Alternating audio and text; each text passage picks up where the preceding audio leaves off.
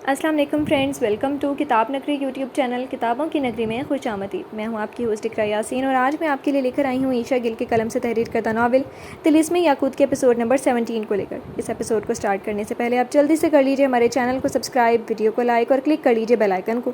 اب آتے ہیں ناول کی جانب۔ آؤ آؤ افکن، بیٹھو، تم نے ناشتہ کر لیا؟ افکن کو دیکھتے ہی کہیلا خوش دلی سے بولی، جو شاید کب کا ناشتہ کر چکی تھی اور اس وقت اپنی مخصوص جگہ یعنی گلاس ڈور کے روبرو بیٹھی تھی۔ میں یہاں بیٹھنے یا ناشتے کے متعلق گفتگو کرنے نہیں آیا، میں یہاں آپ سے ایک اہم سوال کا جواب طلب کرنے آیا ہوں کہ آپ نے زنجبیل کو صحرائی دنیا میں کیوں بھیجا؟ افکن کے سوال پر کہیلا کے چہرے کی مسکراہٹ مان پڑی کہ یعنی اسے علم ہو گیا، مگر کیسے؟ وہ جو ٹیک لگائے بیٹھی تھی ایک دم سیدھی ہوئی۔ تمہیں یہ کس نے بتایا؟ کیا ساشا نے؟ لیکن نہیں، وہ تمہیں ہرگز نہ بتاتی، اور اگر بتاتی بھی تو تم اسی روز یہ جواب طلب کرنے آتے۔ تو کیا تمہیں کسی کنیز نے بتایا؟ کہیلا نے استفہامیہ نگاہیں افکن پہ جمائی ہوئی تھی، جو کالے لباس سے ملبوس مغروری نقوش لیے اکھڑا اکھڑا بہت دلکش لگ رہا تھا، مگر کہیلا کو اس کی دلکشی سے کوئی سروکار نہ تھا، اسے اس جواب سے سروکار تھا جو وہ دے نہیں رہا تھا۔ مجھے کس نے یہ بات بتائی یہ جاننا ضروری نہیں، ضروری یہ ہے کہ آپ نے آخرکار کیا سوچ کر زنجبیل کو وہاں بھیجا؟ ارے وہ لڑکی جس نے آج تک ایک مچھر تک نہیں مارا، کیڑے مکوڑوں کو دیکھ کر جس کی جان پر بن جاتی ہے، آپ نے اسی کو ایسی دنیا میں بھیج دیا، ایسی شکتیوں کے بیچ بھیج دیا جن کے آگے وہ نازک اور ننھے دل والی لڑکی کچھ بھی نہیں۔ آپ اتنا بڑا فیصلہ آخر کیسے کر سکتی ہیں؟ اگر اسے بھیجنا ہی تھا تو اکیلے بھیجنے کی کیا ضرورت تھی؟ مجھے بھیج دیتی اس کے ساتھ، اس شاتا کا خون میں آپ کے ہاتھ میں لا کر رکھتا۔ مگر زنجبیل، افکن کو سمجھ نہیں آ رہی تھی کہ وہ کیا بولے، وہ اور کیا نہیں۔ غصے اور جذبات سے اس کا چہرہ سرخ پڑ چکا تھا، اس کا تنفس بڑھنے لگا تھا، جس پر کہیلا نے ایک سرد آہ بھری اور اسے بیٹھ جانے کا کہا تو وہ نہ چاہتے ہوئے بھی بیٹھ گیا اور اپنا سر دونوں ہاتھوں میں تھام لیا۔ دیکھو افکن، جس نے بھی تمہیں بتایا ہے کہ زنجبیل کو وہاں بھیجا گیا ہے، اس نے مقصد بھی ضرور بیان کیا ہوگا تمہارے سامنے، بلکہ ابھی تم نے خود کہا کہ شاتا کا خون، تو میں تمہیں صرف مختصر سے جواب دوں گی کہ زنجبیل کا وہاں جانا بے حد ضروری تھا۔ افکن نے اس جواب پر کنکھیوں سے کہیلا کو دیکھا اور ان نظروں میں ناگواری صاف واضح تھی۔ جس قدر بھی ضروری تھا، مگر آپ کو اسے وہاں ہرگز نہیں بھیجنا چاہیے تھا۔ اگر اسے کچھ ہو گیا تو اسے افکن کی آگے اس سے تو آگے افکن کی روح تک کانپ اٹھتی تھی، اس کے لفظ کھونے لگتے تھے۔ اس کی زیب کو تنہا خطروں کے بیچ میں بھیج دیا گیا تھا، اس کی تو جان ہی حلق میں اٹکی ہوئی تھی۔ کچھ نہیں ہوگا اسے، میں نے اسے یہاں سے اس یقین کے ساتھ روانہ کیا کہ وہ ضرور جیت کو اپنا مقدر بنا کر لوٹے گی، اور یہی یقین اسے شاتا کو سمجھ بوجھ کے ساتھ ایک بہترین شکست دینے میں کامیاب ٹھہرے گا۔ اور مجھے بھی یقین ہے کہ ساشا صرف سب کی مسرتوں کا سبب بنے گی، نہ کہ آنسوؤں کا۔ وہ اس ظالم کو موت کے گھاٹ اتار کر سب کی خوشیاں لوٹائے گی، نہ کہ خود اس کا شکار بن کر رہے گی، ہمارے آنسو رواں کرے گی۔ صحرا نے کئی برس اس کا انتظار کیا ہے افکن، اور یہی وقت تھا اس کا انتظار ختم کرنے کا، یہی وقت تھا ساشا کو صحرا میں پہنچانے کا۔ کہیلا کو کتنا ہی یقین صحیح، مگر افکن مطمئن نہیں ہونے والا تھا۔ جب تک زنجبیل کو وہ اپنی آنکھوں کے سامنے نہ دیکھ لیتا، وہ چین کسی صورت نہیں پانے والا تھا۔ اگر میری زیب کو کچھ ہوا تو میں آپ کو معاف نہیں کروں گا، شاتا کچھ کرے نہ کرے وہ بات کی بات ہے، اس سے پہلے میں خود اس کوچہ کی سلطنت کی اینٹ سے اینٹ بجا کر رکھ دوں گا، یہ بات یاد رکھنا آپ۔ انگلی اٹھا کر سخت لفظوں میں وارن کرتا وہ خود بھی اٹھ کھڑا ہوا، تو کہیلا چند لمحوں کے لیے تو اسے دیکھتی رہ گئی، مگر پھر ایک دم مسکرا اٹھی۔ اس کی مسکراہٹ پر وہ بھی لمحے بھر کو حیران رہ گیا کہ وہ اس کی سلطنت کو تباہ کرنے کی دھمکی دے رہا ہے، مگر یہ عورت مسکرا رہی ہے۔ مگر پھر یہ حیرت کہیلا کے لفظوں نے ختم کر دی۔ جانتی ہوں کہ کتنی دھواں دھار محبت کرتے ہو تم مجھ سے، اور بدلے میں وہ بھی کچھ کم محبت نہیں رکھتی تمہارے لیے، یعنی تمہیں یہاں لانے کا میرا فیصلہ بالکل صحیح تھا۔ وہ اگر جانے کو راضی ہوئی تھی تو وہاں کے لوگوں پر ترس کھا کر نہیں، یا میری مدد کے لیے نہیں۔ جان کر حیران ہوگی کہ اپنے حقیقی ماں باپ کے لیے بھی نہیں راضی ہوئی تھی، تو وہ تو صرف اور صرف تمہارے لیے، تمہیں اس قید خانے سے نجات دلانے کے لیے، تمہیں اپنے گھر والوں کو خاص کر تمہارے باپ سے ملانے کے لیے، جو کہیلا بتاتے بتاتے رک گئی، مگر اس جو پر افکن کی دھڑکنیں تیز ہوئیں۔ اس نے خاص کر باپ کیوں کہا؟ کیا کچھ ہوا ہے میرے ابا سائیں کو؟ ادھوری باتیں اکثر پوری باتوں سے زیادہ اذیت ناک ہوتی ہیں۔ افکن بھی اذیت میں مبتلا ہو گیا تھا، جبکہ اس اذیت کا اصل سبب ابھی معلوم بھی نہیں ہوا تھا۔ جو تم سے ملنے کو سب سے زیادہ بے چین ہے، انہوں نے ساشا کو یہاں بھیجا التجا کرتے ہوئے کہ وہ تمہیں ہماری قید سے نکال لائے، اور تم ہماری قید میں ہو یہ بات میں نے ان تک پہنچائی تھی۔ کیسے یہ جانے دو؟ کہیلا نے اس کے ابا سائیں کی طبیعت کا بتانے سے گریز کیا، بلکہ یہ بہت ضروری تھا، ورنہ افکن جو زنجبیل کے لیے پہلے ہی پریشانی میں ڈوبا ہوا تھا، باپ کی بیماری کا سن کر تو نہ جانے اپنا کیا حال بنا لیتا۔ افکن نے مان لیا تھا، مگر وہ کہیلا کو الجھن میں گھرا دکھائی تھی۔ میں حیران ہوں کہ ایسا کیسے ممکن ہوا؟ زنجبیل تو ان کی صورت تک دیکھنے کی روادار نہیں تھی، پھر ان کی التجا کیسے سن لی اس نے؟ کیونکہ بقول تمہاری زیب کو نازک اور ننھے دل کی ہے، اور ایسے دل اکثر نرم ہوا کرتے ہیں، التجاؤں کو سن لیا کرتے ہیں۔ تو بس اس نے بھی سن لی، نہ سنتی تو آج تم میرے سامنے کھڑے یوں میری سلطنت کی اینٹ سین بجانے کی دھمکی نہ دے رہے ہوتے۔ آخری بات کہیلا کی ذرا غیر سنجیدہ لہجے میں کہی گئی تھی۔ یہ صرف دھمکی نہیں ہے، میں واقعی ایسا کر کے دکھاؤں گا، مگر دعا کریں اس کی نوبت نہ ہی ہے، کیونکہ جس سبب کے بننے سے اس کی نوبت آئے گی وہ نہ مجھ سے سہل ہوگا نہ آپ سے، کیونکہ تب شاید آپ کا دل مردہ ہو جائے گا، مگر میرا تو سارے کا سارا وجود ہی خاک ہو جائے گا۔ دعا تو میں دن رات کر رہی ہوں اور میری خود دعا ضرور رنگ لائے گی، اب تو بلکہ رنگ لے ہی آئے گی، کیونکہ اب میرے ساتھ ساتھ اس میں تمہاری دعا بھی شامل ہوگی، اور مجھے لگتا ہے کہ میری دعا سے کہیں زیادہ شدت تو تمہاری دعا میں ہوگی۔ یہ ناول آپ کتاب نگری یوٹیوب چینل پر پڑھ اور سن رہے ہیں۔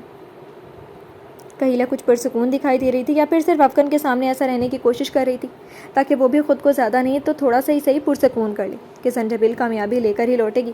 افغان اس کی بات کا جواب دیے بنا جانے کی خاطر پلٹا، مگر پھر اسے قصور کی دوسری شرط یاد آئی تو مٹھیاں بھینجتا واپس پلٹا تاکہ یہ شرط پوری کرنا اس کے لیے سب سے ناپسندیدہ تھا۔ اور ہاں، اپنی اس کنیز وہ رکا، لیکن کیونکہ وہ قصور کا نام بھول چکا تھا۔ اور ایک بار ہی تو اس نے اپنا نام بتایا تھا، اور افغان کو اس کے نام سے کوئی سروکار ہی نہ تھا، تو پھر کیسے یاد رکھتا؟ نام تو یاد نہ آیا، مگر نام کا مطلب ضرور یاد آ گیا تھا۔ وہ جو ایک آپ کی نازک کنیز ہے، اس پہ کہیلا نے قبرو جھکا کر دیکھا، مگر سوچ کنیزوں کو رہی تھی کہ میری کون سی کنیز ہے یہاں جو نازک ہو، یعنی عجیب۔ میں چاہتا ہوں آپ صرف اسے ہی میرے کاموں کے لیے معمور کریں، روز نت نئی کنیزوں کا میرے دروازے پر دستک دینا مجھے پسند نہیں ہے۔ کہیلا کو اس کی یہ بات ماننے سے کوئی مسئلہ نہیں تھا، مگر پتہ تو لگتا کہ کون سی نازک کنیز، اور یہ بات اس نے پوچھ بھی لی۔ ٹھیک ہے، جیسے تم چاہو، لیکن اگر تم نام کی بات کرے ہو تو میں نہیں جانتی اس کوشک میں ایسی کون سی انوکھی کنیز ہے جس کا نام نون سے شروع ہوتا ہے۔ اگر کچھ مزید اس کے بارے میں بتاؤ تو شاید میں جان جاؤں۔ ایک لمحے کے تو افغان کے دل میں آیا کہ وہ کہہ دے نہیں کوئی بھی نہیں، اور ایسے ہی چلا جائے، مگر پھر اگلے لمحے اسے اس کے دل نے اس ارادے پر ملامت کرتے ہوئے کہا کہ تم کب سے وعدہ فراموش ہونے لگے؟ اب کیا ہے تو اسے فروگزاشت کرنے کی بجائے پورا کرو۔ تبھی وہ مزید بولا، یہ نام نہیں ہے، یہ نام کا مطلب ہے۔ آپ سوچیں کہ آپ کی زبان میں نازک کو کس نام سے پکارتے ہیں، شاید معلوم پڑ جائے۔ افغان کے کہنے کی دیر تھی کہ کہیلا جان گئی کہ وہ قصور کی بات کرے، مگر قصور کا ذہن میں آتی وہ ٹھٹکی اور مشکوک نگاہیں افغان پہ ڈالیں۔ تو یعنی یہ سب تمہیں قصور نے بتایا، کیونکہ جس وقت میں اپنی شاہی نشست پر موجود ہوتی ہوں میرے اطراف سر جھکائے کھڑی کنیزوں میں ایک جھکا سر اس کا بھی ہوتا ہے، مگر اس جھکے سر نے اپنی ملکہ کے ساتھ اتنی بڑی غداری کی۔ مجھے یقین نہیں آ رہا کہ ہاں قصور ہی نام تھا اس کا، مگر اس نے مجھے ایک حرف تک نہیں بتایا۔ یہ کام کسی اور کا ہے، پر جس کا بھی ہے شکر گزار ہوں اس کا۔ قصور مجھے اس دنیا میں سے زیادہ آپ اپنی دنیا کی لڑکیوں جیسے معلوم ہوتی ہے، اس لیے آپ اسے میرے کاموں کے لیے چن لیں۔ اب چلتا ہوں میں۔ افغان نے کہیلا کو ٹوکتے ہوئے جس طرح سے جھوٹ بولا، کہیلا واقعی سچ سمجھتے ہوئے سوچ میں پڑ گئی کہ آخر کون سی کنیز ہے جس نے اپنی ملکہ کی باتیں کسی دوسرے کو پہنچائیں، جبکہ افغان نے قصور کے متعلق یہ سچ ہی کہا تھا کہ وہ اسے اپنی دنیا کی لڑکیوں جیسی لگتی ہے، یعنی چالاک، مکار، مطلبی، کیونکہ اس دنیا میں تو اس نے جتنی بھی کنیزیں دیکھی تھی صرف اپنی ملکہ کے حکم کی غلامی کرنے والی، ان کی اپنی تو جیسے کوئی خواہش تھی ہی نہیں، مگر قصور اپنی دنیا کی لڑکیوں جیسی آزاد اور بے حس لگی تھی۔ ٹھیک ہے، آج سے تمہارا ہر کام قصور کرے گی، لیکن اگر تمہیں اس سے کسی بھی قسم کی شکایت ہو تو تم کسی اور کو مامور کرنے کا بھی بلا جھجک کہہ سکتے ہو۔ ہمارے کوشک میں کنیزوں کی کمی نہیں ہے، لیکن امید کرتی ہوں کوئی شکایت نہیں ملے گی تمہیں اس کی طرف سے، کیونکہ سب اپنا کام دل سے، وقت پہ اور ایمانداری سے کرتی ہیں، ہاں سوائے اس کے جس نے آپ سے غداری کی۔ کہیلا ابھی چپ ہوئی ہی تھی کہ افغان تلخ بات کہتا پلٹ کے، اور کہیلا کو بھی یہ بات چپ سی گئی تھی، کیونکہ آج سے قبل ایسا کبھی نہیں ہوا تھا کہ کسی کنیز نے ایسی حرکت کی ہو۔ وہ تو صرف گونگی، بہری اور اندھی بن جایا کرتی تھی جب ملکہ ان کے سوا کسی دوسرے سے باتیں کرتی تھی۔ کہیلا کو اس بات سے کوئی غرض نہ تھی کہ افغان کو کیوں پتہ چلا۔ اس نے تو زنجبیل کو بھی منع نہیں کیا تھا افغان کو اپنی صحرائی دنیا میں جانے کا بتانے سے۔ اسے مسئلہ یہ تھا کہ آخر چھپ چھپ آتے ہوئے اپنی ملکہ کو بے وفائی کا تمانچہ آخر کس نے مارا۔ یہ ناول آپ کتاب نگری یوٹیوب چینل پر پڑھ اور سن رہے ہیں۔ پکوان خانے میں دبی دبی سرگوشیاں ہو رہی تھی، تمام کنیزیں مزے سے اندر ڈیرا جمائے کھڑی تھی، جبکہ شاخلا شادھا کو ناشتہ دینے کے بعد اب ان سب کے لیے ناشتہ تیار کر رہی تھی۔ یہاں کھڑی کھڑی تم سب دانت کیوں نکال رہی ہو؟ میں اکیلی تم سب کا ناشتہ نہیں بنا سکتی۔ یہاں آؤ اور اپنے ہاتھ پیر ہلاؤ، ورنہ آج بھوکی رہو گی تم سب۔ کچھ کام اس قدر زیادہ تھا، دوسرا خود پر ان کو ہنستا دیکھ کر شاخلا کے تو تن بدن میں آگ لگی تھی، مگر وہ بے بس تھی کہ ان پر ہاتھ نہیں اٹھا سکتی تھی اس وقت تک جب تک اس کی سزا نہیں ختم ہو جانی تھی، کیونکہ اس وقت وہ ان کی نگران نہیں تھی، الٹا وہ سب اس کی نگران تھی۔ اسی وقت شاخلا کی حیثیت اسے کسی کنیز سے کم نہ تھی۔ ہم آ کر ہاتھ پیر ہلاتے ہوئے آپ کی مدد کر تو دیں، مگر بات پھر وہی سزا پر آ جاتی ہے جو دیوی نے آپ کو دے رکھی ہے، اور ہمارا ایسا کرنا ہماری سزا کا سبب بھی بن سکتا ہے۔ کنیزوں کے مجمع میں سے کسی نے کہا۔ شاخلا رخ دوسری سمت ہونے کے باعث دیکھ نہ پائی کہ یہ کون بولی تھی، کیونکہ اگر جان لیتی تو کم از کم ایک سخت قسم کی گھوری سے تو اسے نواز ہی سکتی تھی۔ ایک بار میری سزا کا وقت ختم ہونے دو، پھر دیکھنا کہ تم سب کی وہ حالت کروں گی کہ یاد رکھو گی۔ بابا سے بلند دھمکی دی گئی، جس کا ایک سبب یہ بھی تھا کہ وہ سبب مزید کوئی بکواس کرنے یا اس پر ہنسنے کے بجائے اپنا منہ بند ہی رکھیں، اور واقعی اب کی بار سب نے اپنا منہ بند ہی رکھا۔ کھانا بنانے میں مدد نہیں کروا سکتی تم لوگ، مگر کم از کم اپنے کھانے کے برتن تو نکال ہی سکتی ہو نا، یا وہ بھی میں ہی نکالوں؟ اور کھانا ایک ایک کر کے پلیٹ میں ڈال کر تم سب کے آگے کے پیش کروں؟ زور زور سے چولہے پر رکھی ہنڈیاں میں چمچ چلاتے ہوئے شاخلہ نے کہا تو سب برے برے منہ بناتی اپنے برتن لیا ہال کے فرش پر دسترخوان بچھائے وہاں رکھنے لگی۔ ان کا ناشتہ دوپہر اور رات کا کھانا یہیں کھایا جاتا تھا۔ شنیفا خود ناشتے کی غرض سے یہاں موجود تھی۔ فی الحال جلد ناشتے کے آثار نہ پا کر واپس کمرے میں چلی آئی جہاں زنجبیل جی بھر کے خواب خرگوش کے مزے لینے کے بعد اب جاگی تھی۔ ارے اٹھ گئی تم؟ مگر یہ بتا دوں ابھی بھی اٹھنے کا کوئی فائدہ نہیں ہونے والا، تمہیں بہتر ہے کہ مزید سوچو۔ شنیفا کچھ سنجیدہ تھی مگر اور کچھ نہیں بھی۔ گڈ مارننگ، مندی مندی آنکھیں لیے اس سے مسکرا کر شنیفا کو گڈ مارننگ کہا گیا تھا تو وہ ناسمجھی سے زنجبیل کو دیکھنے لگی۔ اوہ میرا مطلب ہے کہ صبح بخیر۔ زنجبیل بھول گئی تھی کہ یہ صحرائی دنیا ہے جہاں انگلش نامی کوئی چیز ہے ہی نہیں۔ اس کے مطلب بتانے پر شنیفا بھی مسکرائی اور اسے بھی صبح بخیر کہہ کر اس کا بستر ٹھیک کرنے لگی جو کہ زنجبیل ایسے ہی چھوڑے اٹھ کر اپنا بال سیٹ کرنے لگی تھی۔ خیر، کیا میں جان سکتی ہوں کہ روز مجھے جلدی اٹھانے والی آج مجھے مزید سونے کا مشورہ کیوں دے رہی ہیں؟ ہلکی سے مسکان لبوں پہ سجائے زنجبیل نے پوچھا۔ اور یہ بھی بتاؤ کہ دیوی کی خاص چمچی کیا کر رہی ہے، ہمیں آج ناشتہ ملے گا بھی یا نہیں؟ اس نے شنیفا کا ہاتھ بٹاتے ہوئے اس کے جواب دینے سے قبل ہی دوسرا سوال بھی کر ڈالا تو وہ آنکھیں مٹکاتی ہی بولی، مل ہی نہ جائے کہیں، وہ کب سے پکوان خانے میں ناشتہ ہی بنا رہی ہے مگر ناشتہ نامی کوئی چیز ابھی تک ہمارے سامنے پیش نہیں کی گئی، اور یہی وجہ ہے جو میں کہہ رہی تھی کہ سو جاؤ آرام سے 2-3 گھنٹے بعد اٹھنا، تب تک محترمہ کا ناشتہ بن ہی گیا ہوگا۔ شنیفا کے لہجے سے صاف ظاہر تھا کہ اس کا بھوک کے مارے برا حال تھا۔ وہ تپے ہوئے انداز میں بولی تھی، او مائی گاڈ، 2-3 گھنٹے؟ ہاں ہاں، بس یہ کچھ زیادہ ہی ہو گئی، اب اتنا بھی سست نہ کہو اس بیچاری شاخلہ کو۔ ہاں، تمہیں کب سے وہ بیچاری لگنے لگی؟ چڑیل ہے وہ، پوری چڑیل، اور سست تو میں اسے کہوں گی۔ دیکھا نہیں ہماری دفعہ کتنی جلدی ڈالتی ہے ہر کام کے لیے، سر پر ہی کھڑی ہو جاتی ہے، مگر انہیں اپنی دفعہ بڑے آرام و سکون سے لگی ہوئی ہے یہ نہیں کہ ہماری ادھر جان ہی نکلی جا رہی ہے بھوک سے۔ شاخلہ کی سستی کا غصہ وہ بستر زور زور سے جھٹک کر اتارنے کی کوشش کرنے لگی۔ لو بھلا، مجھے اس چڑیل سے کیوں ہمدردی ہونے لگی؟ بلکہ میں تو کہہ رہی ہوں کہ یہ جو کام ہم کر رہے ہیں نا، یہ بھی ان محترمہ کے ذمہ لگتا ہے، مگر چلو اتنے پہ کیا کہنا اسے پہلے ہی بیچارے کی، میرا مطلب ہے کہ موٹی چڑیل کی اچھی خاصی درگت بن چکی ہوگی۔ زنجبیل کا اشارہ بستر ٹھیک کرنے کی طرف تھا۔ اس کی آخری بات پر خود ہی اس کے ساتھ شنیفا بھی کہا لگا کر ہنسی تھی۔ اور نہیں تو کیا، کام کر کے ایسا حال ہو گیا کہ کوئی آرام سے بھی بات کرتا ہے تو کاٹ کھانے کو توڑتی ہے۔ توبہ توبہ، میں تو اس کے قریب ہی نہ پھٹکوں، کیونکہ محترمہ نے باقاعدہ اعلان کر دیا ہے کہ جو اسے باتیں سنا رہا تھا اس پہ ہنس رہا تھا، سب سے چن کے بدلے لے گی، بس ایک بار سزا کا وقت ختم ہو جائے۔ ویسے میری تو دعا ہے کہ شالا کہ اس کی یہ سزا عمر بھر ختم نہ ہو۔ اب کی بار کہا لگا کر ہنسنے کی باری زنجبیل کی تھی۔ دیکھنا تمہاری یہ دعا ضرور قبول ہوگی، جو یہ مظلوموں کے ساتھ کرتی آئی ہے وہ سب اسے خود بھی سہنا پڑے گا۔ تمہیں اتنا یقین کیسے ہے؟ زنجبیل کے پر یقین لہجے پر شنیفا نے مشکوک نگاہوں سے اسے دیکھتے ہوئے پوچھا تو وہ شانے اچکا گئی یہ کہتے ہوئے کہ جو گمان رکھو وہی ہوتا ہے، تو تم بھی یہی گمان رکھو کہ اس کی یہ درگت ہمیشہ ایسی ہی بنتی رہے گی۔ اچھا سنو، مجھے تم سے کچھ پوچھنا تھا۔ شنیفا واپس پکوان خانے جا کر ناشتے کی خبر لینے کا ارادہ رکھتی تھی کہ زنجبیل کے سنو کہنے پہ پلٹتی رک گئی اور آنکھوں میں پوچھنے کی اجازت دی گئی، یہاں نیند کی گولیاں ملیں گی؟ میرا مطلب ہے کہ کوئی ایسی دوا جس کو انسان لے تو ایسی گہری نیند میں چلا جائے کہ پھر 10-12 گھنٹے سے پہلے نہ اٹھے۔ نیند کی گولیوں کا سنتے شنیفا کے چہرے پر جو ناسمجھی کے تاثرات ابھرے انہیں دیکھ کر زنجبیل نے جلدی سے آسان لفظوں کا سہارا لیا۔ ہاں ایسی دوا ہے تو صحیح، مگر تم کیوں پوچھ رہی ہو؟ بتانے کے ساتھ ساتھ اس نے وجہ بھی طلب کی۔ مجھے اپنے لیے چاہیے، کیونکہ رات بھر کروٹ لے کر گزر گئی میری ساری رات، اپنے ماں باپ کو یاد کرتی رہی، صبح نہ جانے کس پہر آنکھ لگی میری، اور اب سر دکھ رہا ہے۔ میں چاہتی ہوں کہ رات میں وہ لے لیا کروں تاکہ سکون سے سو سکوں، کیونکہ اگر ایسا نہ ہوا تو میں کسی کام پہ ٹھیک سے دھیان نہیں دے پاؤں گی، اور اگر دھیان نہ دے پاؤں گی تو شاخلہ اپنی تو بن ہی رہی ہے مگر آئندہ میری بھی درگت بنا ڈالے گی۔ تفصیلی جواب دیا گیا کیونکہ شنیفا کے چہرے پر یقین کرنے والے تاثرات نہیں ابھرے تھے، مگر پھر بھی وہ بولی، اچھا ٹھیک ہے، وہ میں تمہیں دے دوں گی دوا، مگر روز لینا اچھا نہیں ہوتا، جبکہ اس کی ضرورت ہو تب لینا۔ ٹھیک ہے جناب عالیہ، روز نہیں لوں گی، مگر آج تو مجھے لازمی چاہیے، زنجبیل نے سلوٹ کرنے کے سے انداز میں کہا تو شنیفا بے اختیار مسکرا اٹھی۔ یہ ناول آپ کتاب نگری یوٹیوب چینل پر پڑھ اور سن رہے ہیں۔ مجھے تمہارے لیے بہت افسوس ہے شالا، میری تو خیر دادی ہیں جن سے مہینے میں ایک بار مل بھی لیتی ہوں، ایک دن اور ایک رات گزار لیتی ہوں، مگر تمہارا تو کوئی اپنا نہیں رہا۔ شنیفا یہ بات کرنا تو نہیں چاہتی تھی کہ اس سے زنجبیل کا چہرہ مرجھا جاتا، مگر پھر بھی کر گئی، مگر زنجبیل جواباً آسودگی سے مسکرائی۔ اب تمہیں کیا بتاؤں شنیفا کہ اپنے تو میرے بہت ہیں، میرے حقیقی ماں باپ افغان، رائم، مونا خالہ اور خالو، بس فی الحال ان سب سے دور ہوں۔ اپنی سوچوں میں بھی اپنوں کو یاد کرتے ہوئے وہ ظہور شاہ اور باقی حویلی والوں کو اپنا نہ کہہ سکے۔ ایسے کیوں کہہ رہی ہو کہ میرا کوئی اپنا نہیں رہا؟ کیا تمہیں لگتا ہے کہ تم میرے لیے خیر ہو؟ زنجبیل کے اس بات کا مطلب سمجھتے ہوئے شنیفا کے لبوں پر محبت بھری مسکراہٹ دوڑ آئی۔ تم جیسے دوست تو قسمت والوں کو ملتی ہے، اور میں بہت خوش قسمت ہوں۔ تم قدم قدم پر میرے ساتھ نہ رہو تو میں واقعی اکیلا کہلاؤں گی شنیفا۔ شنیفا کے دونوں ہاتھ اپنائیت سے تھام کر چھوڑے گئے۔ میں ہمیشہ تمہارے ساتھ ہوں، بس یہاں کے ظالم لوگ ہمیں ایک دوسرے سے دور نہ کر دے، کیونکہ یہاں کب کس کو سزا دے کر دوستوں سے دور کر دیا جائے کچھ پتہ ہی نہیں چلتا، مگر جب تک ہمارا ساتھ رہے گا تو مجھے اچھا اور مخلص دوست ہی پاؤ گی، شانیفہ نے پر یقین لہجے میں کہا تو زنجبیل کے دل کو ڈھارس بندھی۔